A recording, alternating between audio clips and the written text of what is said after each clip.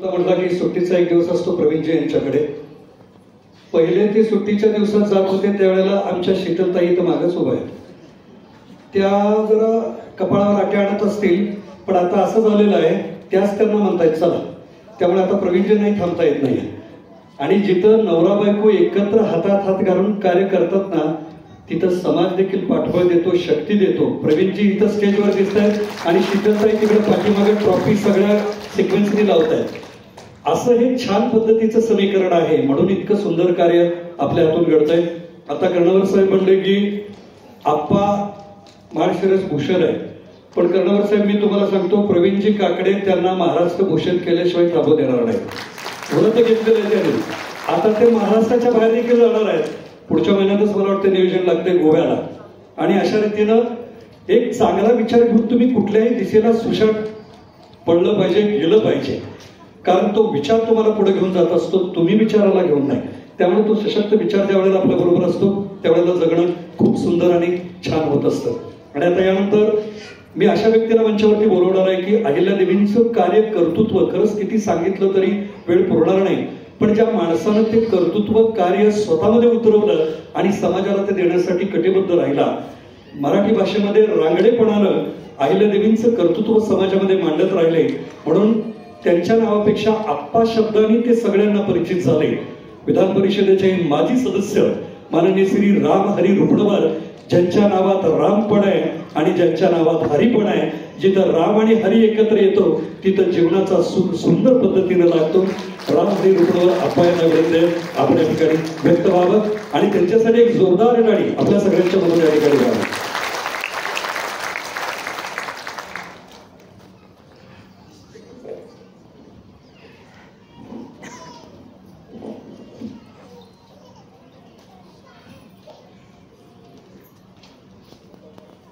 पहिल्यांदा पुण्यश्लोक अहिल्यादेवी होळकर यांना वंदन करतो. अहिल्यादेवी सामाजिक व शैक्षणिक विकास ट्रस्ट कराड आणि ऑल इंडिया धनगर समाज महासंघ यांच्या वतीनं हे पुरस्कार दिले जात आहे. या कार्यक्रमासाठी व्यासपीठावर उपस्थित असलेले विश्वास मोठे साहेब, उपायुक्त मुंबई महापालिका, संजयजी वाघमोडे साहेब, संपतराव शेडगे साहेब, महेश थोरवे साहेब, बीडी मोठे साहेब, बापूसाहेब रावसाहेब गुदे, मनीष लांबीर, बाळासाहेब पुकळे, अशोकराव मोठे, शंकर विरकर, सचिन मोठे, उल्हास वाघमोडे, नितीन विरकर, आकाश पाटील आणि या कार्यक्रमाचे संयोजक आयोजक सगळे प्रवीण काकडे आणि व्यासपीठावरील सर्व मान्यवर नेते आणि समोर मंडपामध्ये बसलेल्या, फेट बांधून बसलेल्या सर्व पुरस्कार विजेत्या महिला, वर बसलेले सगळे बंधू आणि भगिनी. पुण्यश्लोक अहिल्याबाईंचा जन्म 1725 ला झाला आणि आज 2025 आहे. 300 वर्ष झाले. शासन त्रिशताब्दी वर्ष साजरे करत आहे. वेगवेगळ्या योजना त्याच्यामध्ये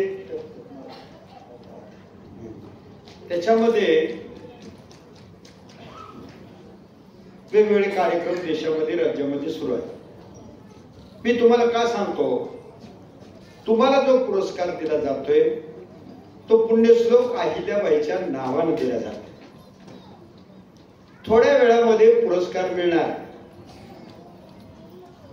मी बोलणारा शेवटचा आहे. माझ्यानंतर कुणी बोलणार नाही आणि सभागृह कधी बंद करायचे ही वेळ मला सांगण्यात आलेली आहे. आणि माझ्या भाषणानंतर तुम्हा सगळ्यांना पुरस्कार देता येईल एवढा वेळ शिल्लक ठेवून मध्ये जेवढं अंतर सापडतंय तेवढंच मी बोलणार आहे. त्यामुळे लय काळजी करू नका. आपलं काय होतं, आपल्याला काहीच इतके आहे की पहिल्या महिलेला पुरस्कार दिल्याबरोबर ती पडली बाहेर, थांबायला वेळच नाही. काय करायचंय. रोज गेला, आजचा गेला, उद्या गेला, परवा गेला, 1 वर्ष गेलं, 2 वर्ष गेले, 3 वर्ष गेले, 25 वर्ष गेले, 50 वर्ष गेली, 70 वर्ष झाली, तरी ही धावपळ चालूच आहे. कुठं तरी थांबायचं, मागं वळून एकदा बघायचं, इकडं तिकडं बघायचं आणि मग पुढं पुढं जायचं. हा जीवनाचा अर्थ आहे. आपल्याला घाई जितकी आहे, वास्तविक काही काम नसतं, पण इतका आव आणतो आपण. कराडचे काकडे मुंबईला आले, हॉल घेतला, महिना झाला, टेबलापासून हारापर्यंतची तयारी करतायत, 15 दिवस झाला तुम्हाला पुरस्कार देण्यासाठी. आणि तुम्ही त्यांचं नसता घ्यायचं की लगेच कस कस म्हणजे असं कसं झालं. जीवनच असं आहे. अनेक जण आपल्याला द्यायला येतात, आपल्याला नीट घेताच येत नाही, आपल्याला नीट बोलताच येत नाही. मी आमदार, खासदार, जिल्हा परिषद सदस्य, नगरपालिका सगळ्या लोकांना प्रशिक्षण दिले राज्यामध्ये.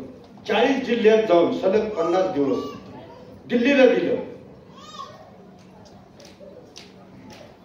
कुठं बोलावं, काय बोलावं, किती बोलावं, कसं बोलावं, कधी बोलावं, हेच माणसाला समजत नाही. हे जर समजलं तर जीवनच समजलं. बोलताच येत नाही.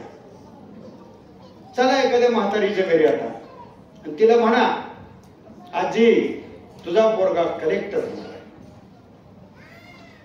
ती म्हणती कुठलं होतंय आमचं गरीबाचं, देशमुखाच्या दारीच धरायचं, अजून 10 वर्ष करू दे, आमच्या बापाचं. तिनं काय म्हणायला पाहिजे, तुमच्या तोंडात साखर घाल. माझा पोरगा जर कलेक्टर झाला, म्हणत नाही ती म्हातारी ताई, ती म्हणते कुठलं होतंय आमच्या गरीबाचं, देवर म्हणतो तसंच. आणि हेच खरं तत्वज्ञान मी तुम्हाला माझ्या भाषणामध्ये उरलेलं आयुष्य जगण्याचं सुद्धा शिकवणार आहे. तुकाराम तुझं आहे तुझपाशी काय वय म्हणाले, का म्हणाले, मग काय आपल्यापाशी आहे हे पण मी सांगणार. तेव्हा काय करू नका, 2 वाजता हे सभागृह सोडायचे. त्यामुळं लय नाही, तास सव्वा तासाचं 1.5 तासाचं वेळ आहे. आणि म्हणून पहिल्यांदा सांगतो, ज्याचा पुरस्कार तुम्हाला मिळतोय त्या पुरस्काराची जर तुम्हाला माहितीच नसेल तर तुम्ही ही नेऊन खाटेदारी टाका, कुठेतरी कोपऱ्यात फेकून द्या. माझं भाषण ऐकल्यावर तुम्ही तसं करणार नाही. आणि दुसरी गोष्ट अशी की हा पुरस्कार आयुष्यभर जर घरात ठेवला तर तुम्हाला कधीही काही कमी पडणार नाही, हे पण मी सांगतो. फक्त शांत चित्ताने ऐकून घ्या. मी 3-3 तास शिवाजी विद्यापीठामध्ये 300 पोरांनी अहिल्याबाईवर डॉक्टरेट करायचा प्रस्ताव दिला. विद्यापीठाला प्रश्न पडला की अहिल्याच्या जन्मापासून ते मृत्यूपर्यंत विस्तृत असं एक भाषण ह्या 300 विद्यार्थ्यांपुढे झालं पाहिजे. त्यावेळी गणपतराव देशमुख होते, त्यांच्याकडे गेले, त्यांनी माझं नाव सांगितलं. अण्णा डांगेकडे गेले, त्यांनी माझं नाव सांगितलं. महाराष्ट्रामध्ये ते बऱ्याच ठिकाणी मोठ्या त्यांना जी माहिती होती त्यांच्याकडे गेली, त्यांनी माझं नाव सांगितलं. मी सलग 3 तास अहिल्याबाई होळकर, अहिल्यादेवी होळकर यांच्या व्यतिरिक्त एक शब्द न बोलता त्या 300 मुलासमोर भाषण केलं. त्या 300 मुलाच्या भाषणाच्या प्रबंधाचा प्रस्तावना माझं भाषण. ती पोरं मला आजही भेटायला. बऱ्याच गोष्टी आपल्याला माहितच नसतात, आपण जाणूनही कधी घेत नाही. आपण कुठल्या कार्यक्रमात बसत नाही, शांतपणे ऐकत नाही, सांगणाऱ्याला बोलवत नाही, सांगणारा आला तर तिसरंच बोलत बसतो, निम्यातून निघून जातो. त्यामुळे आपण अर्धवट राहतो. जाऊ आता मी काय सांगतो ते आहे. हे बघा, जगामध्ये महात्मा, अनेक लोकमान्य, अशा अनेक पदव्या आहेत. भारतरत्न, पद्मश्री, अशा अनेक पदव्या आहेत. पण जगामध्ये एकच पदवी अशी आहे, पुण्यश्लोक, की जी स्वर्गात बी आहे, मृत्यूत आहे, पाताळ, त्रिखंडामध्ये असणारी एकच पदवी आहे.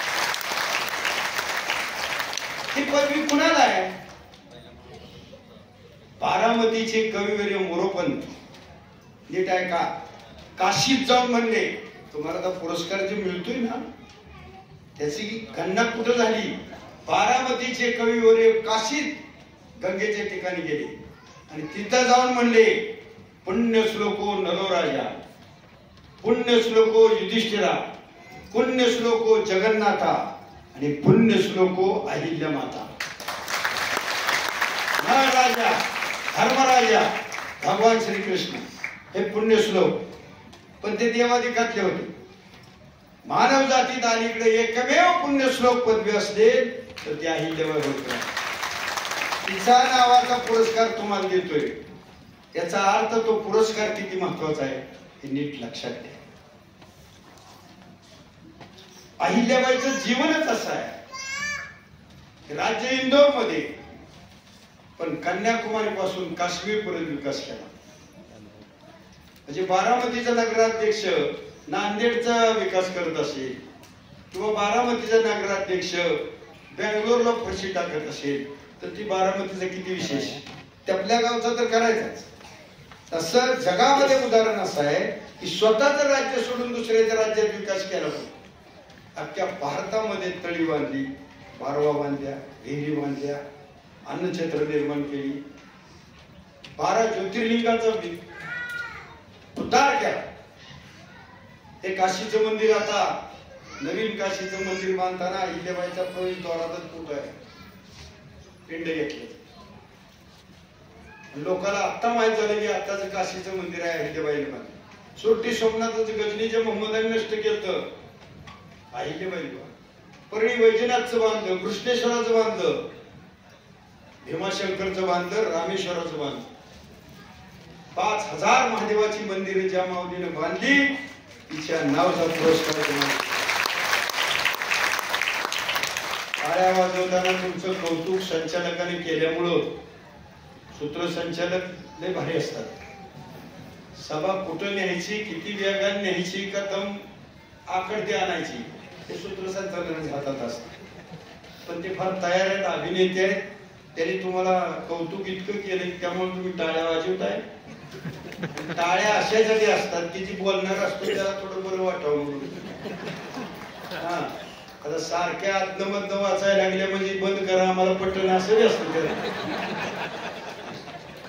पण तुम्ही काही त्या अर्थाने टाळ्या वाजवत नाही. अहिल्याबाई किती मोठ्या, एवढंच मी तुम्हाला सांगणार. बाकी काय, वेळ फार कमी, कारण पुन्हा तास दीड तास तरी लागतंय पुरस्कार वितरणाला. आम्ही कराडला दिलं, हे म्हणतायत देशात 300ला देणार आहे, पण कराडला 250 आहे, पुण्यात 250 आणि इथं काहीतरी 200. इथंच आता 1000चा आकडा कुठं 300. मला वाटतंय काकडे साहेब, गोव्याचं तुमचं होईपर्यंत 3000 महिन्याचा पुरस्कार होतो. आता ठाण्याला कामोट्याला पण 200 आहे. हे बघा, हे सगळे माणसं वरची बदलत आहेत, पण या सगळ्या कार्यक्रमाला मी एकटा मात्र कायम असतो. अहिल्याबाईचं जे चौंडीचं आता बांधलंय ते मी आणि अण्णा डांगेरी बसून बांधलंय. इथं मातीचे ढिगारे होते. अर्थाला पिंडियाचा आम्हाला सर्वे मिळाला, तो सर्वे घेऊन आम्ही ते बांधलं. भारताचे राष्ट्रपती शंकरदयाळ शर्मा यांना 1200 लोक वस्तीच्या गावात मी आणलं होतं राष्ट्रपतीला दिल्लीहून जाऊन. राष्ट्रपती म्हणले, भारताच्या राष्ट्रपती झाल्यावर मला जेवढा आनंद झाला नाही तेवढा मला आज झाला. का तर पुण्यश्लोक अहिल्याबाईच्या जन्मगावी येण्याचा योग मला. राष्ट्रपती म्हणले अहिल्याबाई जिथे जन्मली त्या भूमीवर पाय ठेवायला मला मिळालं. राष्ट्रपती झाल्यापेक्षा मला आनंद झाला. तिच्या नावानं पुरस्कार तुम्हाला दिल्यावर तुम्हाला आनंद किती झाला पाहिजे.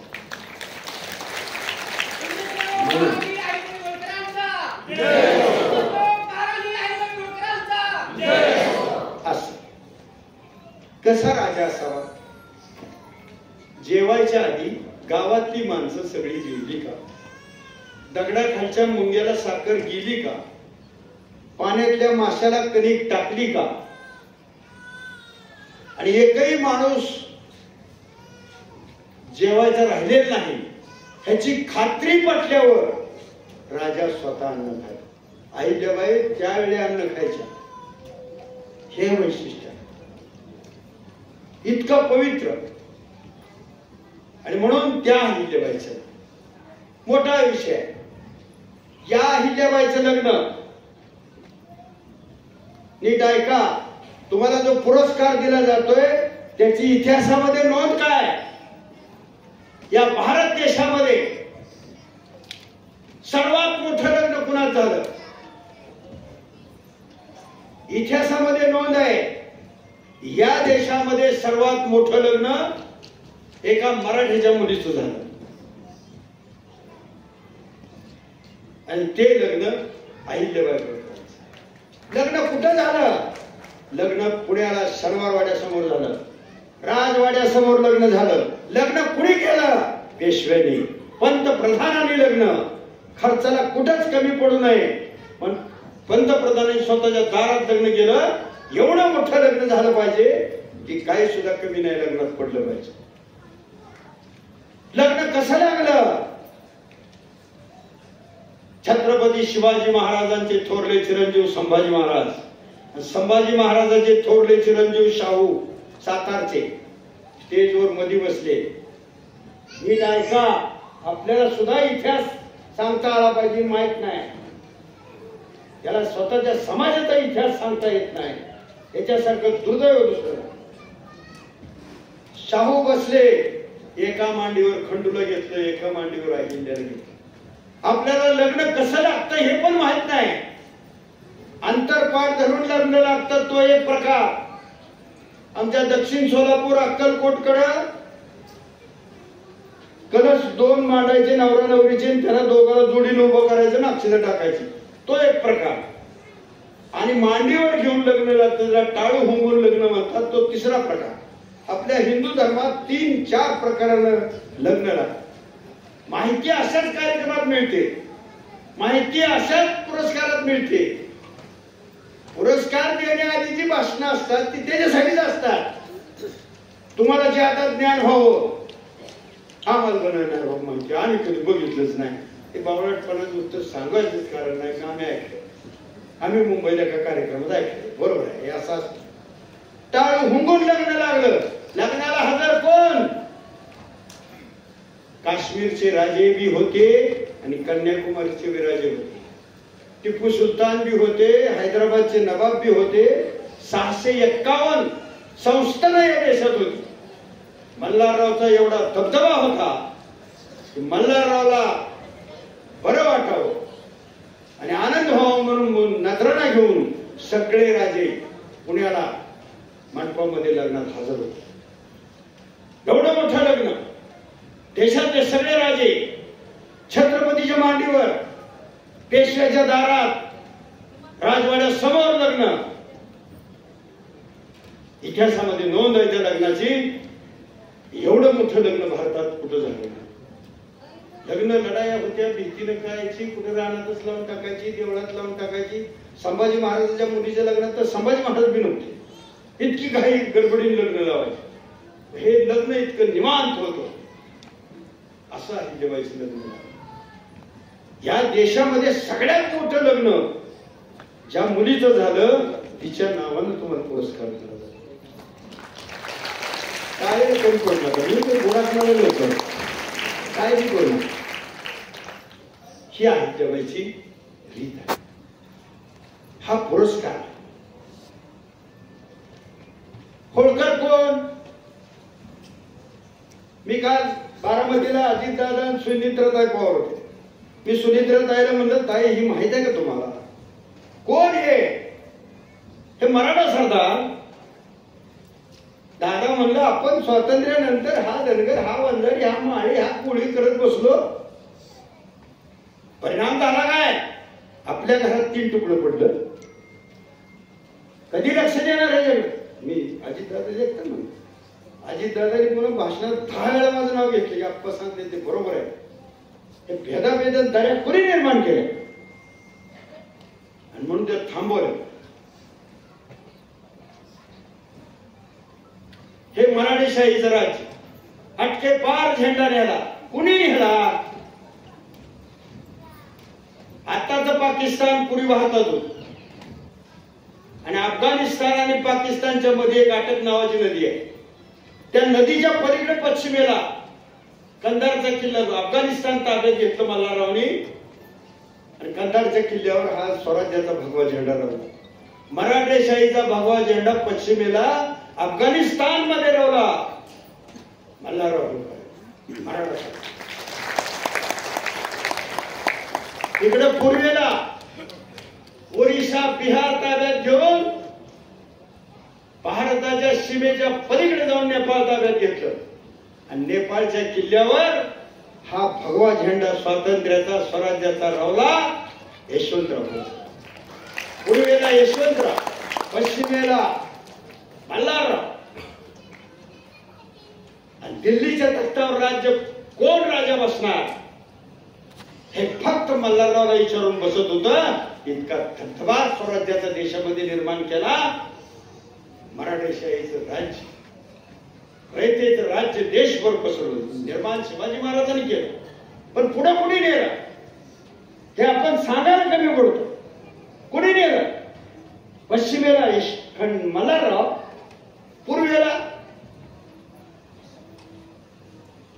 यशवंतराव. या मराठेशाहीमध्ये 2च छत्रपती झाले. एक छत्रपती शिवाजी, स्वतःच्या मनगडावर राज्य स्थापन करून, राज्याभिषेक करून स्वतःला छत्रपती महाराजा ही पदवी प्रदान केली यशवंतराव होळकरांनी. मराठेशाहीच्या इतिहासामध्ये 2च छत्रपती, एक शिवाजी महाराज, दुसरे यशवंतराव. या देशामध्ये असे 3च मनगडं होती की ज्याची तलवार लटपटत नव्हती आणि तलवारीला दुसरी तलवारच भिडत नव्हती. अशा 3 तलवार, 3 बहादूर. कोण? एक छत्रपती शिवाजी, दुसरे मल्हारराव होळकर आणि तिसरे संताजी घोरपडे. नीट काय ज्याची त्याला कुणी कुठे बी नाही मध्ये शिरायचं. 3 मनगट अशी मराठेशाहीच्या इतिहासात होती. तलवार डगमगत नव्हती, दुसरी तलवारच भिडत नव्हती. आणि त्यामुळं दिल्लीचे ही तख्त राखतो महाराष्ट्र माझा हे कुणाला उद्देशन? किती समाजातल्या लोकांना हे माहिती? दिल्लीचे ही तख्त राखतो महाराष्ट्र माझा ते मल्हारराव होळकरला म्हणलेलं आहे. हे किती लोकांना माहिती? तिच्या सोनच्या नावानं तुम्हाला पुरस्कार. आईच्या बाई मोठी किती आजही कुणाला माहित नाही. मलाही कालपर्यंत माहित नव्हतं. नवीन नवीन माहिती पुढे येईल. आपल्या सुप्रीम कोर्टामध्ये, हायकोर्टामध्ये ग्रीकच्या राणीचा फोटो आहे, डोळ्यावर पट्टी बांधलेला आणि तराजू हातात धरलेला. तिकडल्या बाजूला रोमनची राणी. त्यांनी फार चांगल्या प्रकारचा न्याय केला म्हणून त्यांची चित्र आपल्या न्यायालयात, आपल्या सुप्रीम कोर्टाच्या न्यायालयाच्या मागे ती चित्र आहेत 2, रोमन आणि ग्रीक देवतेची. का? तर त्यांनी अतिशय जगात चांगला न्याय केला. काल मागच्या आठवड्यामध्ये पुरस्कार तुम्हाला मिळतोय म्हणून सांगतो. काल मागच्या आठवड्यामध्ये सुप्रीम कोर्टामध्ये याच्यावर फार मोठं डिबेट झालं आणि आपल्या भारतातल्या एका वकिलानं तिथं मांडलं की कशा करता या रोमन आणि देवता आपल्या न्यायालयात लावता. न्याय जगामध्ये राजाने न्याय कसा द्यावा, न्याय कशाला म्हणतात, याचं मूर्तिमंत उदाहरण जर असेल तर जगामध्ये अहिल्याबाई सारखा कुणीच न्याय दिला नाही. त्यांचा असं सुप्रीम कोर्टात 8 दिवसापूर्वी मोठ्या डिबेटमध्ये मांडले. कसा न्याय द्यावा. अहिल्याबाईच्या दरबारात एक न्याय मागायला माणूस आला. एक आरोपी होता, त्याने फार मोठा गंभीर गुन्हा केला होता. अहिल्याबाईने ऐकल्याबरोबर सांगितलं चौकात न्या आणि 4 फटके मारा हंटरचे. 8 दिवसांनी तोच गुन्हा अहिल्याबाईच्या मुलानंच केला. नीट ऐका. आणि खटला अहिल्याबाई समोर आला. आरोपी कोण आहे तर सांगितलं की तुमचा मुलगा आहे. अहिल्याबाईंनी सांगितलं गेल्या आठवड्यात एका गरीब माणसाने हा गुन्हा केला होता, त्याला आपण चौकात 4 फटके मारायला लावले होते. हा माझा मुलगा असला तरी त्याने जर तोच गुन्हा केला असेल तर त्यालाही चौकात 4 फटके मारा आणि मारले. हा न्याय, तो न्याय गरीबाला, तोच न्याय मला आणि माझ्या मुलालाच होता. कसं अहिल्याबाईच्या मुलांनी जोरदार रथ चालवला. एका गायचं वासरू त्याच्या खाली आलं, मेलं. गायनं चारा पाणी बंद केलं. गाय तशीच बसून. अहिल्याबाईला कळलं, अहिल्याबाईच्या गाय कशी गेल्या आणि गाय का अशी करते, अन्न पाणी का खात नाही. तर म्हणजे मातोश्री एक जणाचा रथ आला आणि तिचं वासरू म्हणले त्याच्या खाली खराब झाले. तिचं दुःख काय झालं, कुणी केलं हे कृत्य. आता सगळी भ्यायला लागली. पण एक जणांनी सांगितलं तुमच्याच चिरंजीवाचा रथ भरधाव वेगात आला आणि त्यात ती.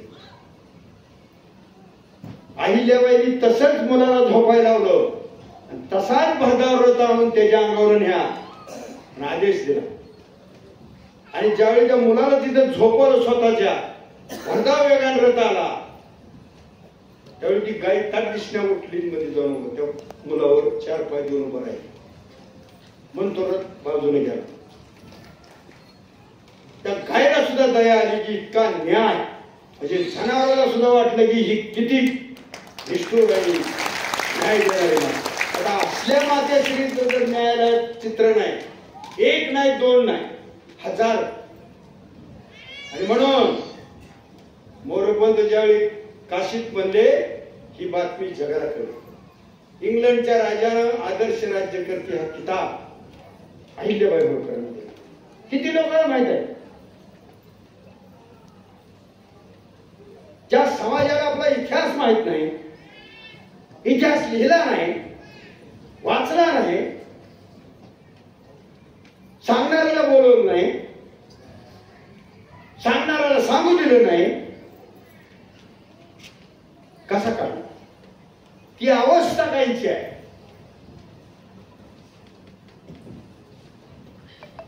धनगर समाज सुंथायमर गुंथर जर्मनचा तत्ववेत्ता जेजुरीला आला, भारतभर फिरला. त्यांनी धनगर संस्कृतीचं फार मोठं अध्ययन करून शोध निबंध लिहिला, एवढा मोठा. मी त्याला भेटलो, त्याची तो वारला शेवटी, पण त्याची मुलगी होती, आता तिला मी भेटलो. तर ती म्हणली याच्यामध्ये भारत या देशामध्ये धनगर एक जात आहे, ती या देशातल्या सगळ्या जातीचं मूळ आहे, असा सिद्धांत सुंथायमर गुंथर. पण किती मोठा आहे तुम्ही. या समाजाला कर्नाटकमध्ये कुर्बा म्हणतात, गुजरातमध्ये रबारी म्हणतात, हरियाणामध्ये गडरिया म्हणतात, पाल म्हणतात सिक्कीम वर, हिमाचल प्रदेशमध्ये बघेल म्हणतात, उत्तर प्रदेशमध्ये. वेगवेगळ्या क्षेत्रात वेगवेगळी नाव आहेत. सम्राट चंद्रगुप्त मौर्य, डॉक्टर राजेंद्र प्रसाद, हे राय, ज्यांच्या आडनावामध्ये राय लावला, हे धनगर समाज. देशामध्ये फार मोठं संशोधन होण्याची गरज आहे. मला प्रत्येक जण म्हणले मग त्याच्यावर लिखाण करा. सांगाय बरं आहे हो, नुसतं लिखाण करा. मी सभागृहामध्ये विधान परिषदेत बोलताना मुख्यमंत्र्यांना सांगितले की मुख्यमंत्री महोदय, बाबासाहेब आंबेडकर असं म्हणायचे की 2 धनगरामुळे बाबासाहेब आंबेडकर घडले. आता हे सभागृहात सभेत बोलणं ठीक आहे, ज्यावेळी तुम्ही संसदेमध्ये किंवा विधिमंडळात हे बोलता त्यावेळी ते दुसऱ्या वेळी तळागाळापर्यंत पोहोचत. संध्याकाळी प्रकाश आंबेडकर आणि जोगेंद्र कवाडे माझ्याकडे मला म्हणजे तुम्ही काय बोलला आज सभागृहात? म्हणजे मी बोललो ते खरं बोललो, मी अभ्यासपूर्वक बोललो, माहिती घेऊन बोललो आणि मी बोललो त्याच्यावर मी ठाम आहे. प्रकाश आंबेडकर मला म्हणले हे जर खरं असेल तर आप्पा आम्ही बौद्ध धनगर समाजाला डोक्यावर घेऊन नाचू, इतकं उपकार आमच्यावर आहे. बाबासाहेबांची मिरवणूक 28व्या वर्षी मी म्हणलं बारामतीत काय केली.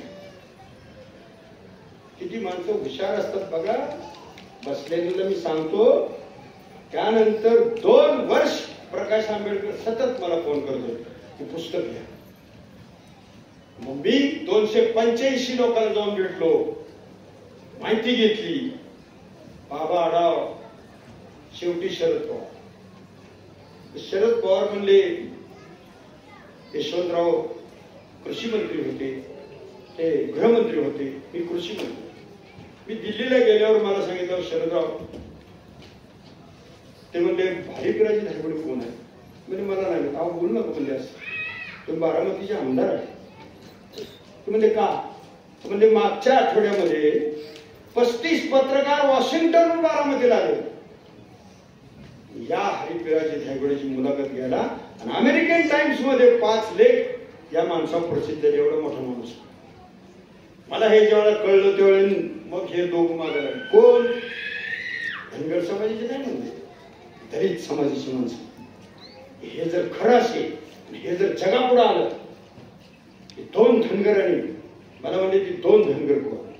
एक हरिपिराजी धायगुडे ज्यांनी बाबासाहेबांना शिवून घेत नव्हतं त्यावेळी मिरवणूक काढली आणि हा मार्ग महामानव होईल हे पहिल्यांदा एका धनगराने सांगितलं. वाजवा नाही तर नाव वाजवा, दमानी वाजवा, वाजवाटलं वाजवा. आता ही किती मोठी गोष्ट आहे, पण काळ काळ काळ वाजायला पाहिजे.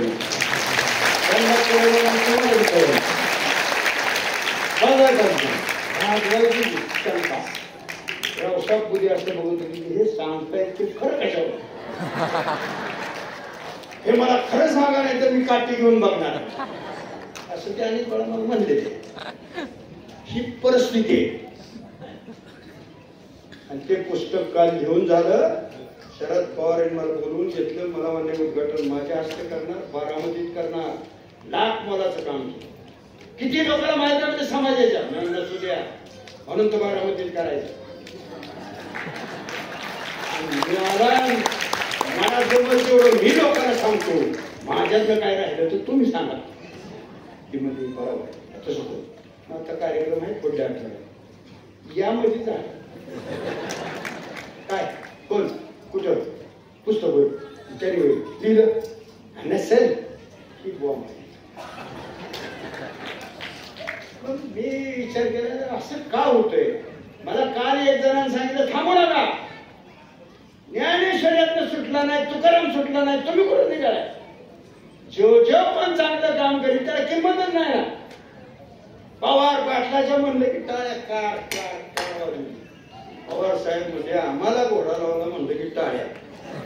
असं जर होत असेल तर कसं होणार म्हणून म्हणणाऱ्याला काही वाटत नाही आणि टाळ्या वाजवण्याला काही समजतच नाही.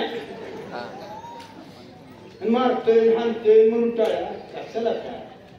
दुसऱ्याला काय ते शिवी दिली म्हणजे टाळ्या जो समाज वाजवतो त्याचं कसं कल्याण होईल.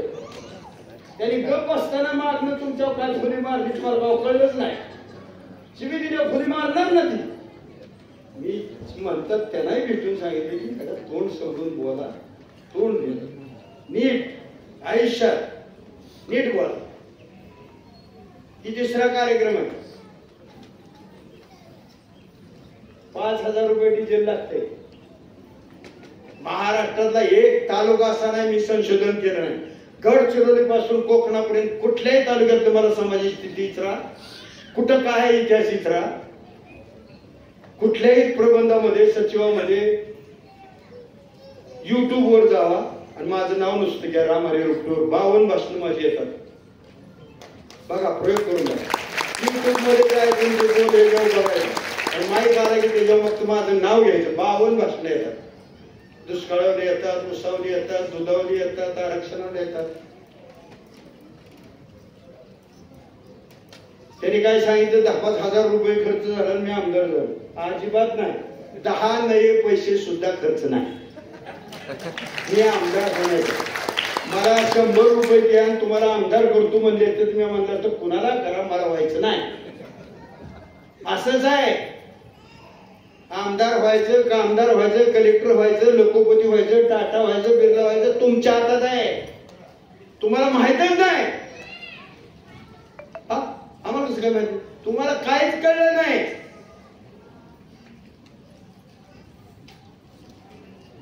मी जिल्हा परिषद सदस्य 2-3 वेळा होतो. मोठे साहेब निवडणूक आली, निरोप समारंभ, शेवटची सभा. काय आपण भाषण करतो ना, मी आता असं कोण पुन्हा येईल का नाही, कोण आणठाव मी इकडे येतो. सगळी म्हणायची माड्यात येईल, पंढरपुरात येईल, कोण येईल, सगळ्याची भाषण झाली. मी त्यावेळी विरोधी पक्ष नेता होतो. माझा नंबर आला. मी म्हणलं मी या जिल्हा परिषद सभागृहात आता कधीही येणार नाही. सगळे म्हणतात येणार म्हणते तिकडं महिला झाली तर मी तिकडं उभा राहणार, ओबीसी झालं तर मी तिकडं उभा राहणार, ही नाही येणार. आणि मी म्हणलं 3-3 वेळा जिल्हा परिषद सदस्य झाल्या काय आयुष्यभर जिल्हा परिषद सदस्य राहता का? मग काकासाठी माझ्या शेजारी बसले तुम्ही कारण सांगा. मी म्हणलं कारण सांगेन पण तुम्ही हातचा नाही म्हणजे असणार सांगा. मी म्हणलं मी आता आमदार होणार आहे.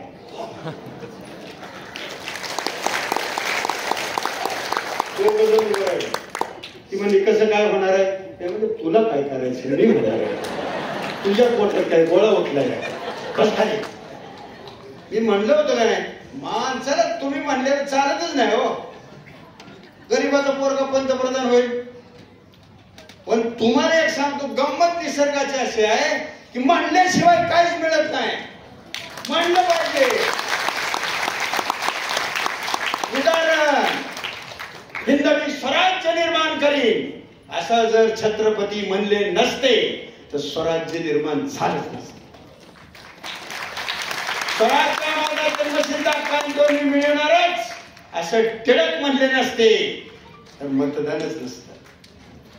मताला जाताना टिळकाची आठवण कोण करत का? हीच आपली हित चूक आहे. तुझी आहे तुझपाशी. तुला ज्यानं अधिकार दिलाय त्याचं जाताना नाव घे. ज्यानं स्वराज्य मिळवून दिलं त्याचा जय जयकार कर. हे तुकारामांनी म्हणत नाही. बोलायचं. मग मी सभेत ना हसवायसाठी बोलत मी आता आमदार होणार आहे. आमच्या इथे विजयसिंह मोहिते विधानसभेचे आमदार, त्यांच्या विरुद्ध आम्ही लढायचो. माणसं म्हणायची मोहिते पडणार हे येणार असं कसं हसायची माणसं. पण मी आपलं गमतीने म्हणायचो मी होणार, मी आमदार होणार. आणि ताई माझ्याकडे बघा त्याच्या काय बघताय मी सांगितलं त्यातनं काय ते मिळेल ते एक बारकं पोरकच नाही. पण आपल्याला त्या बारक्या पोरावर खेळण्यात आणि आपल्याला बारकं होण्याचा आनंद आहे. 3 महिन्यात मी मुंबईला रात्री 10 वाजता उभा होतो. एकदम मला फोन आला. मी मुख्यमंत्री पीए बोलतोय. मुख्यमंत्री पी साहेब बोलणार आहे. साहेब मुख्यमंत्री. मी पलीकडे गेलो. घडलेली घटना रात्री 10ला. पृथ्वीराज चव्हाण मला म्हणजे कुठं आहे? न्यायालय मुंबईत आहे. तुमचं अभिनंदन. मी म्हणलं कशाबद्दल? म्हणजे तुम्ही आमदार झाला तर राज्यपालांनी यादी जाहीर केली त्यात 1 नंबरला नाव आहे तुमचं. आई शपथ आमदार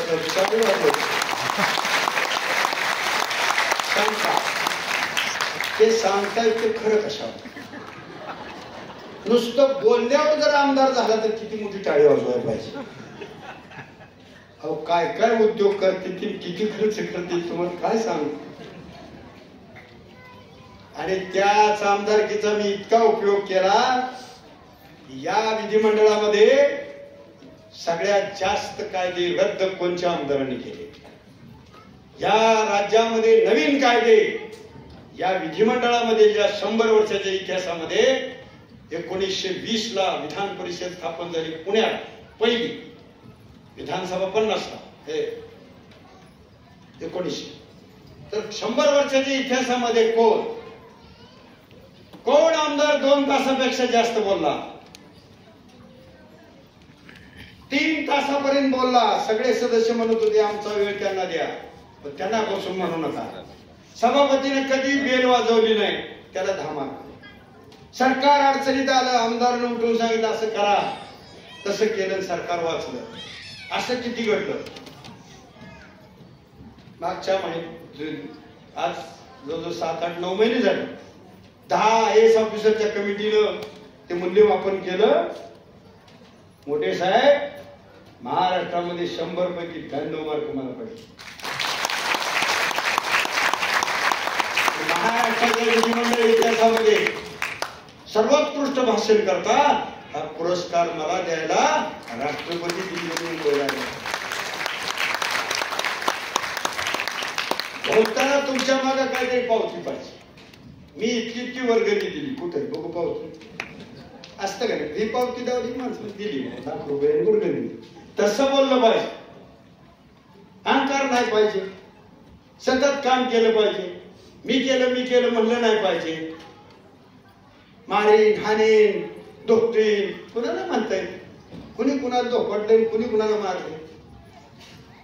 अरे औरंगजेब तडपुडून गेलं माघारी. रावणाचं गेलं, सम्रासूर, संकासूर, भस्मासूर, इंग्रज, मोगल गेली, हाकलून लावली, तरी त्यांना मारता आलं नाही कुणाला. तुम्ही काय बोलताय मी मारीन आणि जे मारीन हानीन म्हणतं तेच मार खात. म्हणून नीट बोला. म्हणून या पुण्यश्लोक मातोश्रीच्या नावानं तुम्हाला पुरस्कार दिला जातोय. त्या कोर्टामध्ये काल वकिलांनी सांगितलं, काकडे साहेब, दिल्ली मधल्या प्रबंधक समितीवर सगळे 12 वकील होते, न्यायाधीश सगळे बसले होते. त्यांनी सांगितलं की भारताच्या घटनेची जी प्रियंबल आहे, ही पहिली कोणी सांगितली असेल या देशामध्ये शिवाजी महाराज रयतेचं राज्य शिवाजी महाराज म्हणले, पण त्याची सुटसुटीत रचना करून शिवाजी महाराज रयतेचं राज्य काय म्हणले? समता, बंधुता, स्वातंत्र्यता ही तत्व अहिल्याबाईंनी सांगितली. तीच आज आपल्या घटनेमध्ये प्रियांबल आहे. या देशामध्ये एवढी महान व्यक्ती होऊन गेली महिला, आणि म्हणून तिचा सन्मान करा. कोर्टामध्ये न्यायाधीशाच्या मागे अहिल्याबाईचं चित्र लावा. आता त्याच्यावर फार मोठं मंथन चालू झालंय. कदाचित घटनेमध्ये त्याच्यामध्ये बदल होऊन ते सिंबॉलिक चित्र सुद्धा येईल. त्या नावाचा पुरस्कार तुम्हाला दे.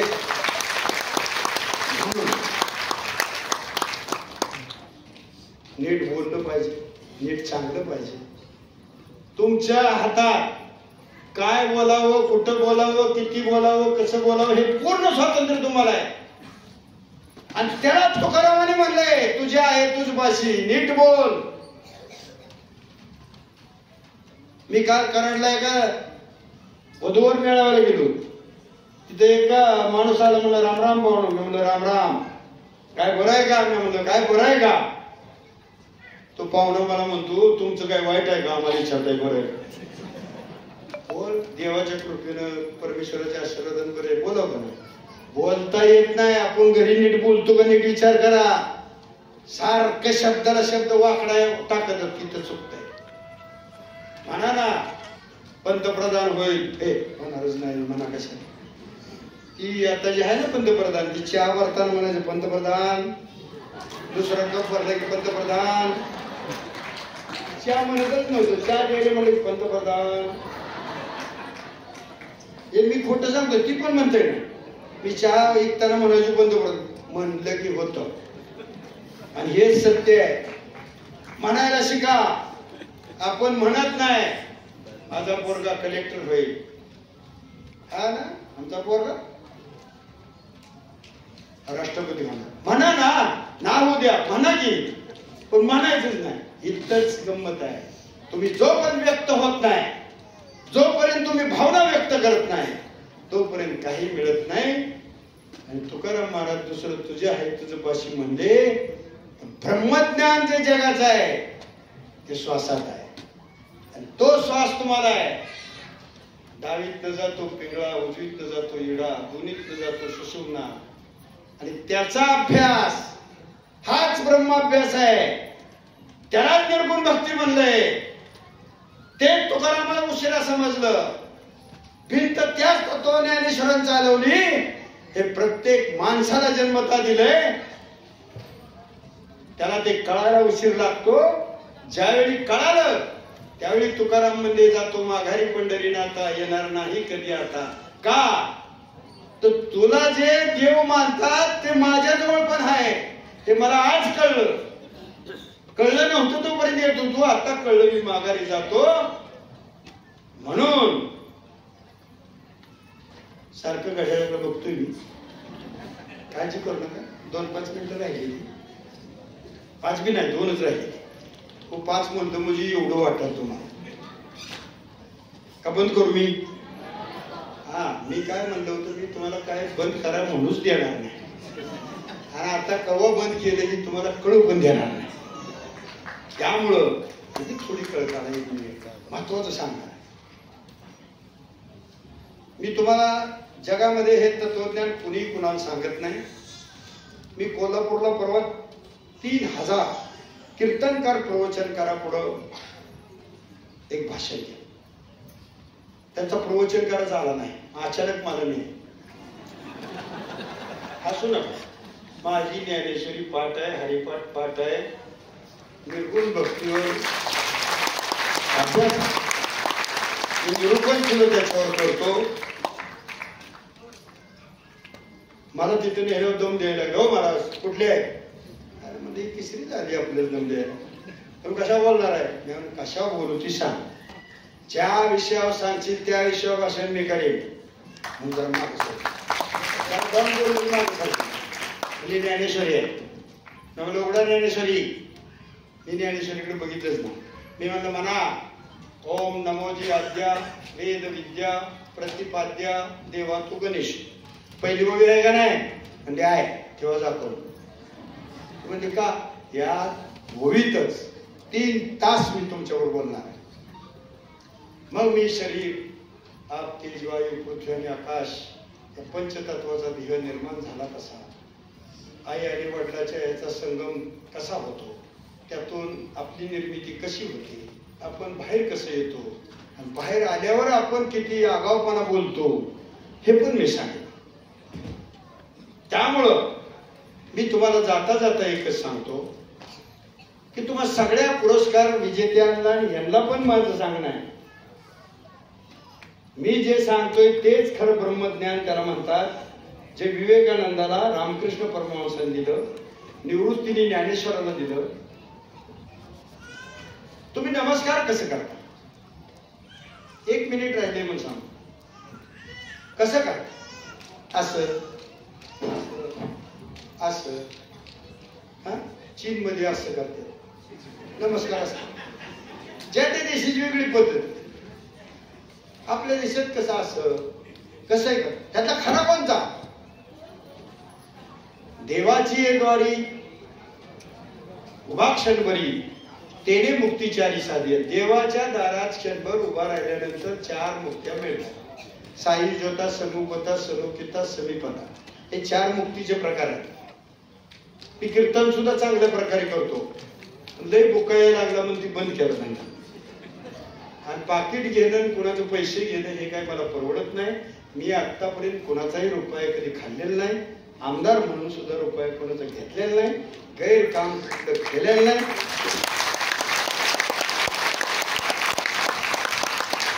आयुष्यभर दारू मटण बिडी सिगरेट पान तंबाखूची टेस्ट सुद्धा मला माहित नाही.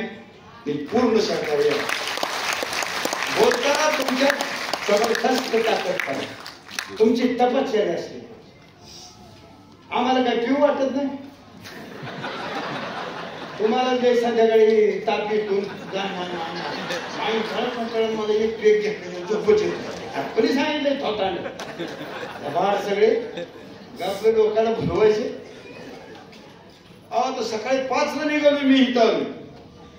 इथनं जाऊन माझं इंदापूरला संध्याकाळी भाषण आहे. मग तुम्हाला काय उगा बोलवतोय मी येतोय असं वाटतंय होय? मी तसं नाही महागडा आहे, पण पैसे घेत नसल्यामुळे तुम्हाला त्याची किंमत कळत नाही.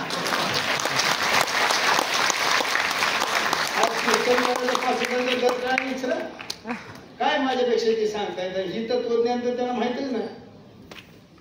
जाऊ दे.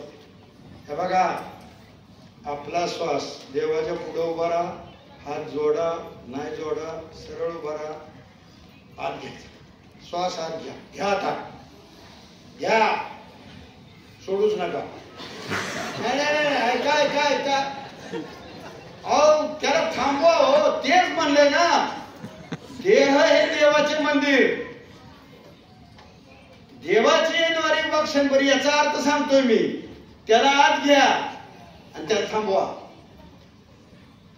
आणि तेवढ्यात काय करायचं ते करा, काय सोडायचं नाही मग सोडायचं. त्याला रेचक म्हणतात. रेचक पद्धतीने थांबवायचा. आणि म्हणून तो थांबत नाही. तो तुम्ही त्याच्याकडे लक्ष दिलं नाही तरी तो चालू असतो. तो जन्मापासून चालू आहे. ती ज्या दिवशी बंद झाला की मध्ये ती उचला मी मरेपर्यंत चालू आहे. ती सगळ्यात मोठी संपत्ती आहे. ती प्रत्येकाला दिली. त्याला तुकाराम म्हणले तुझे आहे तुझ उपाशी, त्याचं मला कळलं नाही. आणि त्याला थांबवायची का? ते तास तास पण थांबतं. करून घेतात माणसं. 2-2 दिवस हवा नसती. ती तेच तत्व असतं. अनेक वेळा प्रॅक्टिस केली असतं. पाण्यात राहतात तास तास. ते तेच आहे. रेचक कुंभ करण्याचा पद्धत तो अभ्यास जो आहे योगाभ्यास, त्या योगाभ्यास मधला तो विषय आहे. तो नंतर शिकू. जर तुम्हाला ह्यातनं काय कळलं असेल, तुम्हाला आता पुन्हा ऐकावं असं वाटलं असेल तर नक्की मला बोलवा. पुन्हा राहिलेला अर्ध सांगेल.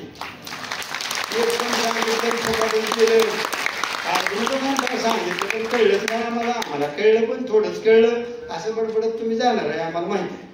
पण हा पुरस्कार अतिशय मोलाचा आहे. तो घरात ठेवल्यामुळं 5000 महादेवाची मंदिर बांधणाऱ्या मातोश्रीचं, पुण्यश्लोक पदवी असलेल्या मातोश्रीचं प्रतीक तुमच्या घरामध्ये राहणार आहे. ते नोट रोज पुसून ठेवा. त्याच्याबरोबर अहिल्याबाईचा फोटो घरात ठेवा. तिच्या रोज पाया पडा. म्हणे ती इच्छा पूर्ण नाही झाली तर मला विचारा. कारण 5000 महादेवाची मंदिर बांधणाऱ्या मातोश्रीचं चिंतन, नमन आणि त्याचं जर काही वाचन केलं तर जगात काही कमी पडत नाही. स्मरण, नित्य स्मरण. आणि टेबलावर नीट ठेवा.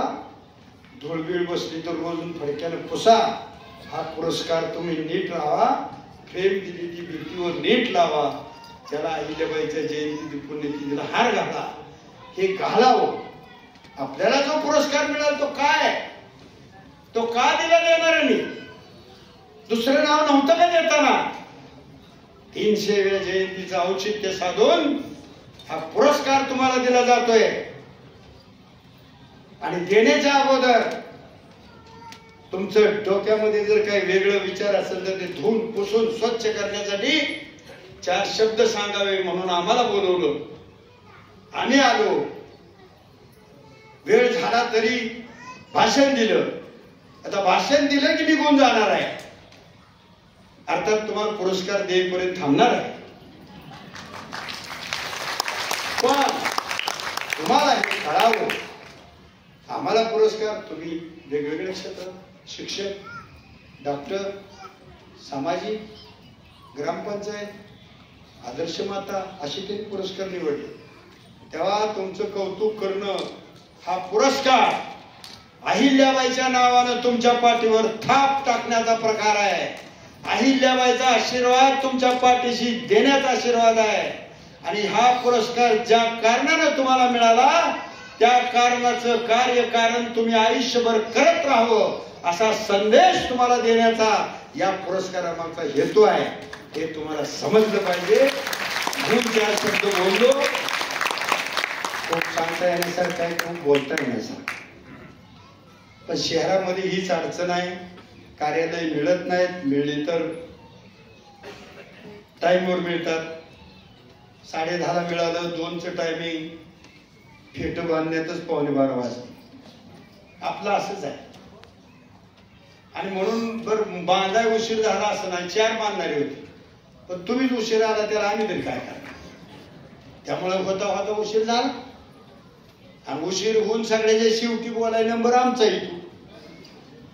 काकडे साहेब, नशीब आतापर्यंत चिठ्ठी आली नाही ओळखा, तो ह्यानी शर्ट वाटला नाही. मी तसा कधी कोणाला ओढू देत नाही, आणि वाढला बिडला तर माघारी फिरून मग माईकवर मी काय करीन, त्यामुळे माझ्या नादाला कोण लागत नाही. म्हणजे सभागृहात सुद्धा नव्हतं लागत. मुख्यमंत्री सुद्धा म्हणतात तापाला म्हणू नका, चिठ्ठी देऊ नका. अजितदादा म्हणजे तुम्हाला माहित नाही, तर मग तुमचं हे निघा. असो, आपण सगळे शांत जमला, हसला, तुम्हाला थोडं तो उत्साहित करावं. आता तुम्ही पुरस्कार घेणार आहे, तुमचा फोटो आम्ही काढणार आहे, त्यावेळी तुमचा चेहरा जर असा रडावलेला असेल तर कसं आहे, म्हणून तुम्हाला जरा हसत खेळत ठेवलं. बंधूनो, या बहिणीनो, वर बसलेल्या नागरिक मित्रांनो, जीवनामध्ये सतत सकारात्मक जीवन जगा. होय, बघो करो, गाडी घ्या, घेऊ. हा मला म्हटली की रे मला गाडी असं म्हणायची, गाडी घ्या, घेऊ, घ्यायची, पण जरा ते कलर पसंत नाही म्हणून आम्ही थांबलो. असं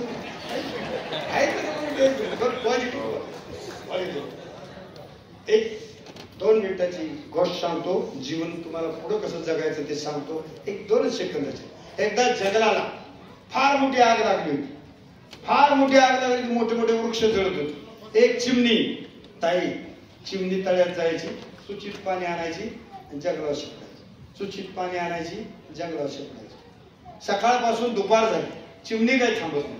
आग एवढी मोठी, चिमणी सूचित किती पाणी येणार आहे, जंगल इजणार आहे. तिथं 2 कावळे बसले. 2 कावळे, राव साहेब, ती म्हणली हे चिमणी. चिमणी म्हणली काय कावळेदार, म्हणजे सकाळपासून बघतोय तळ्यात काय जाते, चुचीत काय पाणी आणते, जंगलावर काय. तुझ्या चुचीत किती पाणी येणार आणि तुझ्या चुचीतल्या पाण्याच्या गली येणार आहे. उगाच मला बत्ती सकाळ बस ग, दुपार झाली. चिमणी म्हणली कावळे दादा, माझ्या चुचीत किती पाणी येते याची मला कल्पना आहे, आणि माझ्या चुचीतल्या पाण्याने जंगल इजणार नाही हे पण मला माहित आहे. पण या जंगलाला का लागली आणि कुणी लावली याची चौकशी जेव्हा होईल तेव्हा जंगल इजवणाऱ्याने कुणी कुणी प्रयत्न केला त्यात माझं नाव यावं.